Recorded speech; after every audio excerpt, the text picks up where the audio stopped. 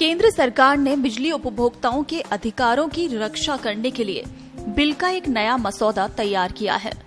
सरकार ने इस ड्राफ्ट पर 30 सितंबर तक संबंधित विभागों, कंपनियों और लोगों से सुझाव मांगे हैं।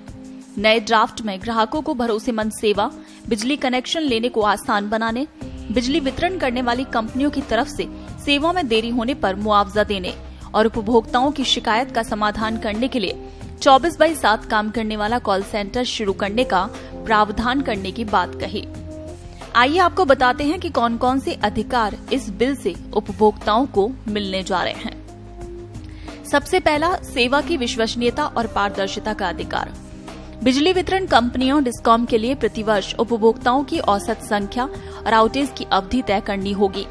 जी हां, बिजली उपभोक्ता अधिकार संरक्षण अधिनियम 2020 के ड्राफ्ट के मुताबिक बिजली वितरण कंपनियों को ये भी तय करना होगा कि प्रति उपभोक्ता हर साल औसत बिजली कटौती कितनी बार होगी और कितनी देर के लिए होगी। इसके लिए एक शिकायत निवारण फोरम बनाने का प्रावधान भी किया गया है। इसकी निगरानी के लिए राज्य विद्युत नियामक आयोग का गठन किया जाएगा। दूसरा, सिर्फ 2 दस्तावेजों पर मिलेगा बिजली कनेक्शन का अधिकार। विद्युत मंत्रालय के बिजली उपभोक्ता अधिकार संरक्षण अधिनियम 2020 के ड्राफ्ट के मुताबिक 10 किलोवाट भार तक के विद्युत कनेक्शन के लिए केवल 2 दस्तावेज और कनेक्शन देने में तेजी लाने के लिए 150 किलोवाट तक भार के लिए कोई अनुमानित मांग शुल्क नहीं लिया जाएगा। इन दस्तावेजों में एड्रेस प्रूफ और पहचान पत्र शामिल हैं। तीसरा, मेट्रो शहरों में 7 दिन और गांव में 1 माह में नए कनेक्शन का अधिकार। इस बिल में कहा गया है कि नया कनेक्शन प्रदान करने और मौजूदा कनेक्शन को संशोधित करने की समय अवधि मेट्रो शहरों में अधिक से अधिक 7 दिन, अन्य नगरपालिका क्षेत्रों में 15 दिन तथा ग्रामीण क्षेत्रों में 30 दिन से ज्यादा नहीं होगी। इस तरह सरकार ने नया कनेक्शन देने और मौजूदा कनेक्शन को बदलने के लिए डेडलाइन तय की है। चौथा, बिल देरी से भेजने पर ग्राहकों को छूट का अधिकार। अगर ये बिल कानून बनता है तो ग्राहक जल्दी सिर्फ 2 डॉक्यूमेंट्स की मदद से बिजली का कनेक्शन ले सकेंगे। इतना ही नहीं, अगर बिजली वितरण कंपनी देर से इलेक्ट्रिसिटी बिल भेजेगी तो ग्राहकों को कोई फाइन नहीं देना होगा और बिजली बिल पर 2 से 5% तक की छूट भी मिलेगी। पांचवा, 1000 से अधिक बिल होने पर ऑनलाइन पेमेंट का अधिकार।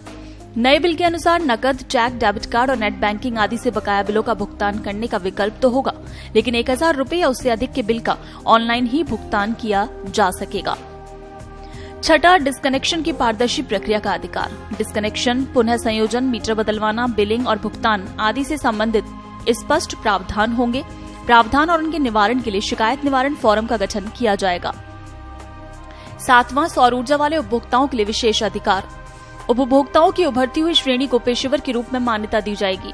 ये ऐसे व्यक्ति हैं जो बिजली उपभोक्ता तो हैं और साथ ही उन्होंने अपनी छतों पर सौर ऊर्जा इकाइयां स्थापित की हैं या फिर अपने सिंचाई पंपों को सोलराइज किया है। राज्य विद्युत नियामक आयोग द्वारा निर्धारित सीमा तक कनेक्शन के एक ही बिंदु का उपयोग करके उन्हें स्वउपयोग के लिए बिजली का उत्पादन करने का अधिकार होगा। साथ ही वो ग्रिड को शेष विद्युत की आपूर्ति भी कर सकते हैं। आठवां, बिजली वितरण कंपनियों पर दंड और मुआवजे का प्रावधान। बिजली वितरण कंपनियों डिस्कॉम द्वारा सेवा में देरी के लिए मुआवजे या दंड का प्रावधान किया गया है। जहां तक संभव हो मुआवजे का भुगतान बिल में किए जाने का प्रावधान है।